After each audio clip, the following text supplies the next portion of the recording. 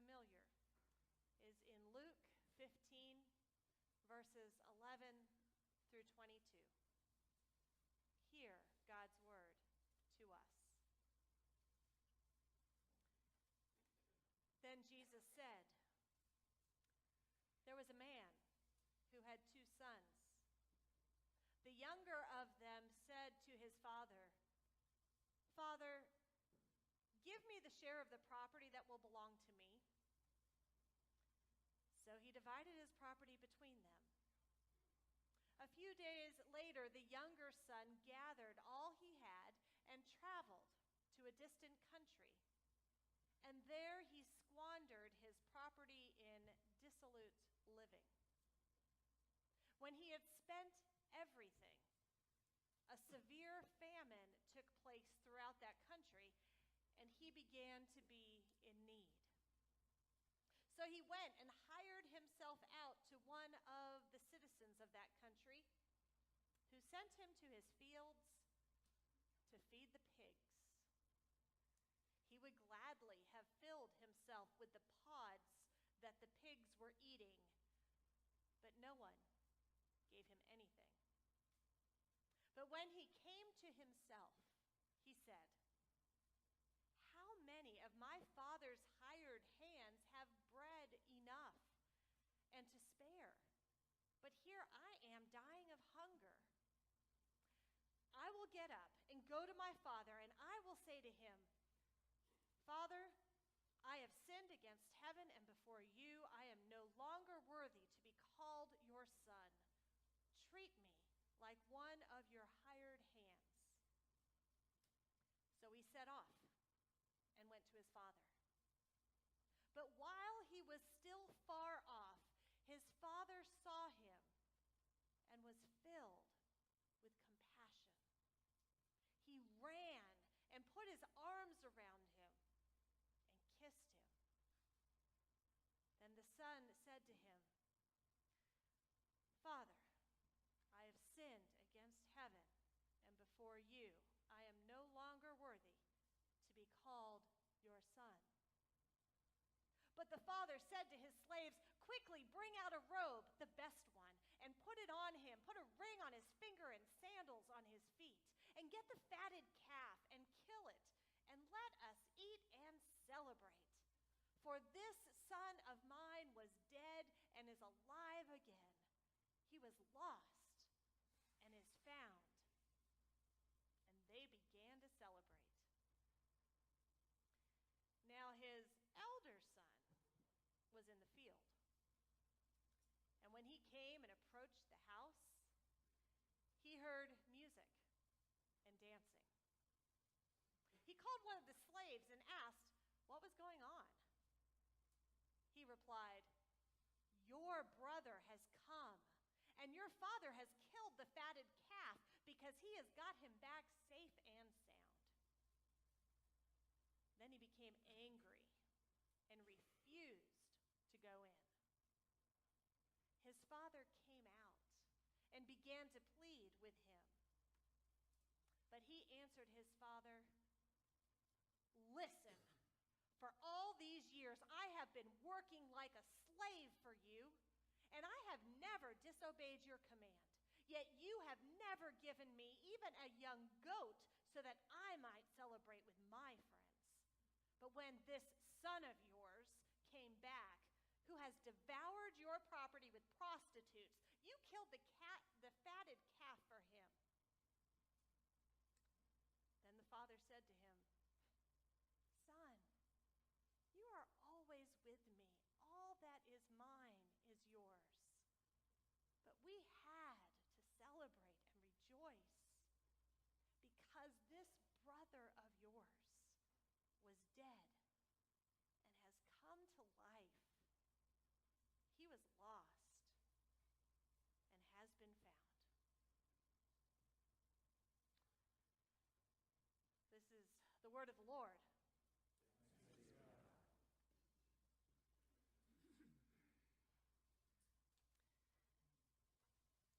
We are the younger child.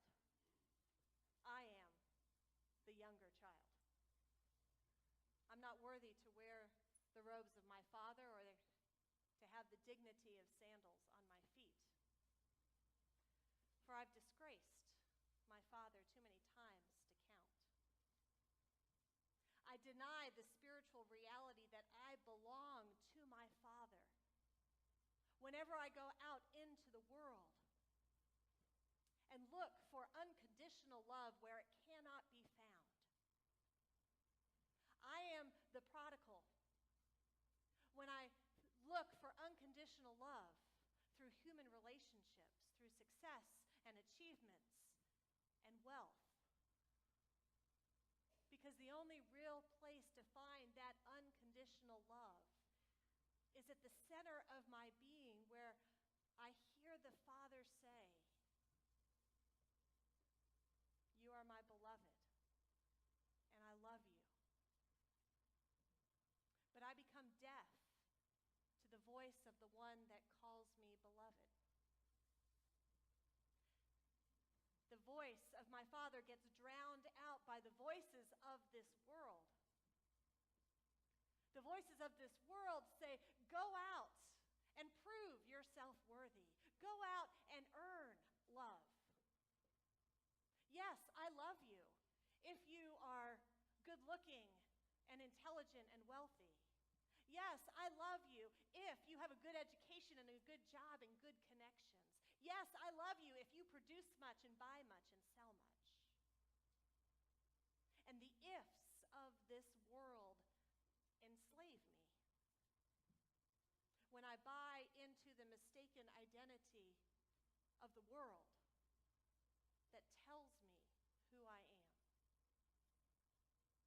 Nevertheless, I demand the gifts that the Father so freely gives me: health, intelligence, compassion, abilities. And I use all those gifts in order to impress people, in order to receive recognition, in order to compete for rewards, instead of developing them for the glory of God.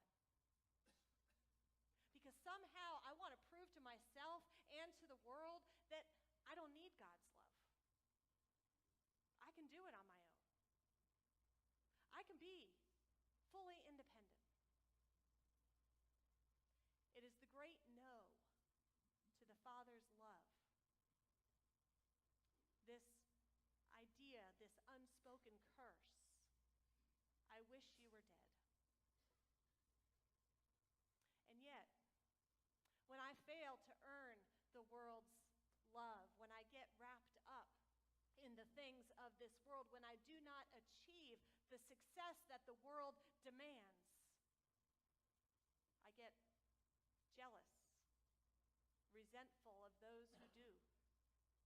And even when fleeting moments I am able to achieve and get the world's love, if just for a minute, I look around me and wonder who is jealous and resentful of me.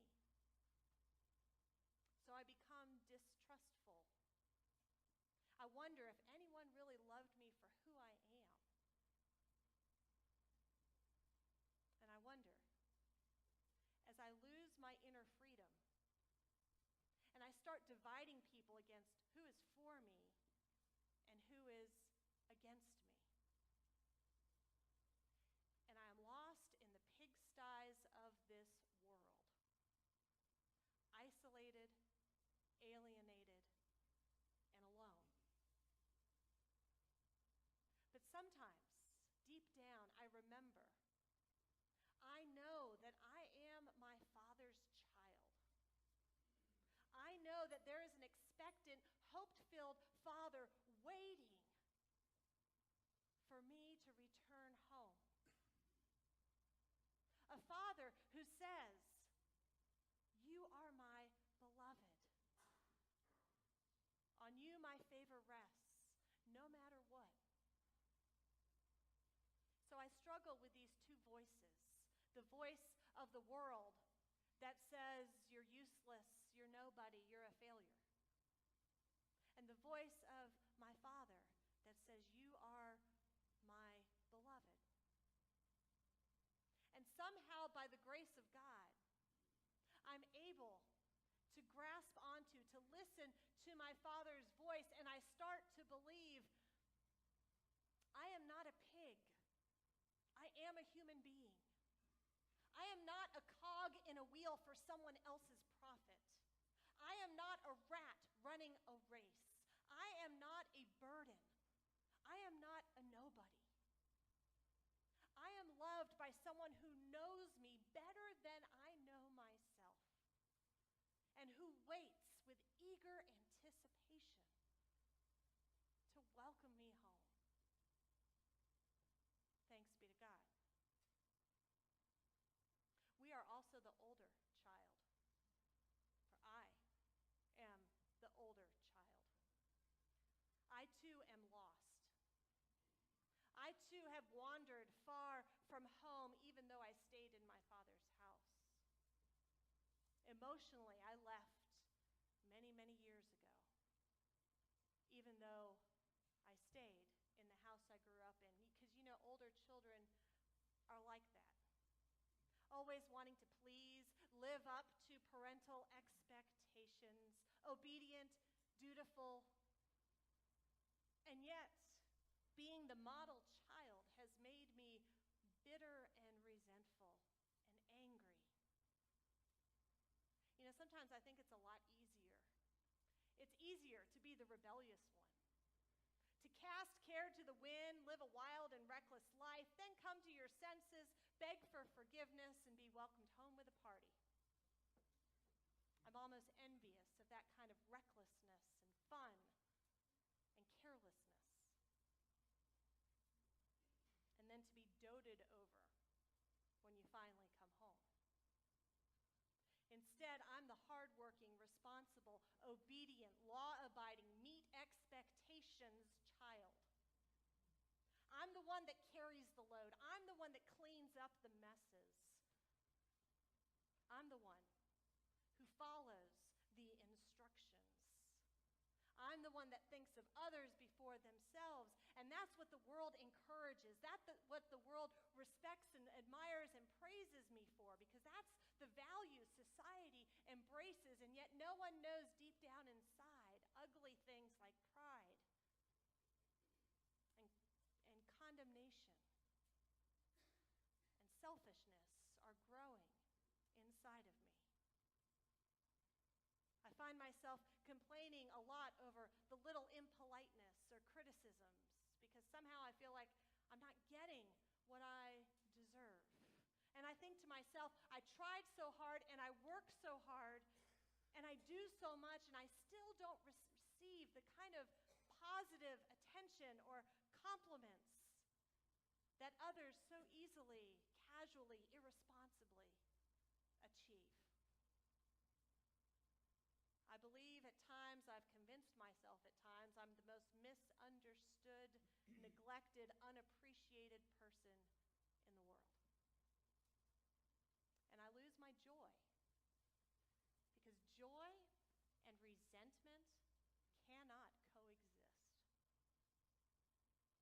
And I am trapped and imprisoned and isolated in my self-pity, in my self-righteousness, in my selfishness.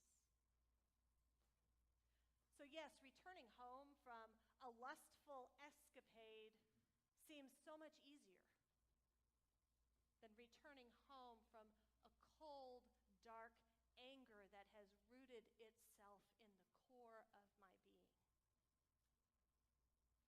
Because my deep fear is that the Father loves the younger son more than me. And when that younger son was welcomed back home with a hero's welcome, he won. He proved the Father loves him more than me. That somehow I didn't work hard enough or accomplish enough, I wasn't obedient enough, I wasn't enough. And I lost the competition.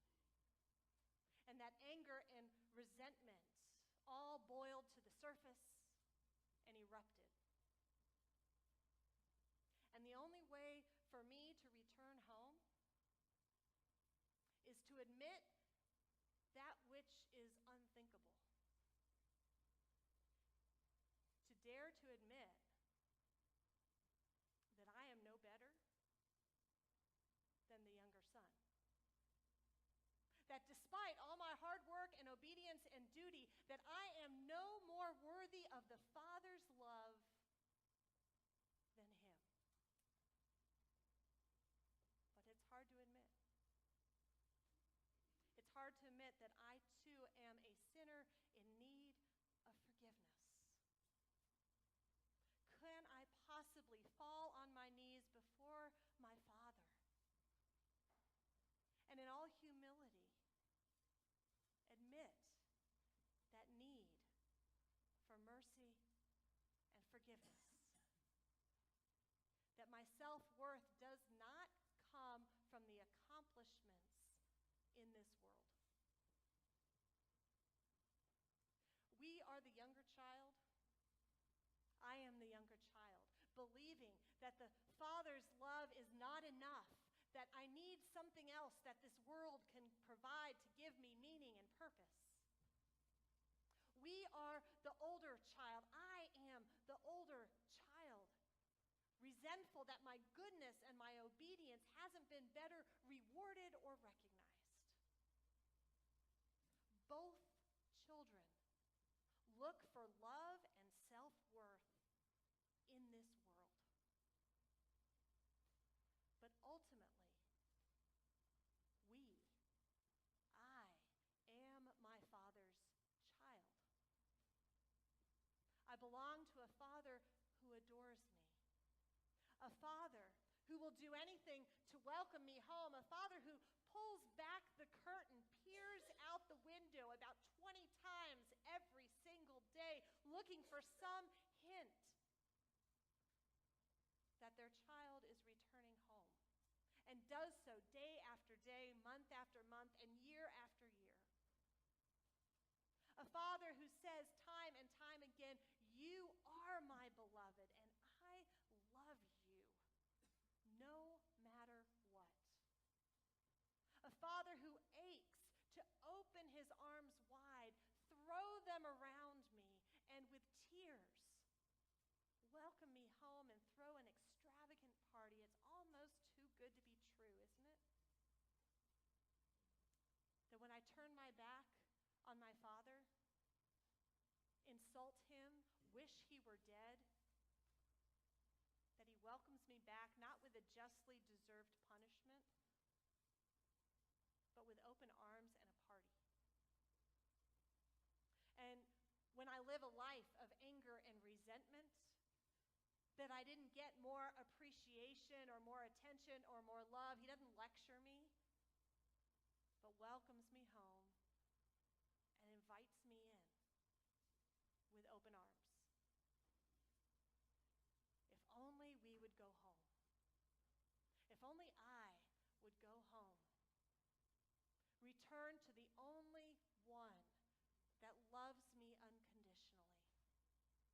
If only we would go home, abandoning our search for meaning and purpose in the things of this world, which will always let us down, surrendering our anger and bitterness. But it's so hard to do because it means we have to admit that we were wrong. It means we have to surrender all those things we hold so precious that we think gives us our self-worth in life. It means we have to stop seeking meaning in the things of this world, in the pleasures, in living in anger. It means we have to allow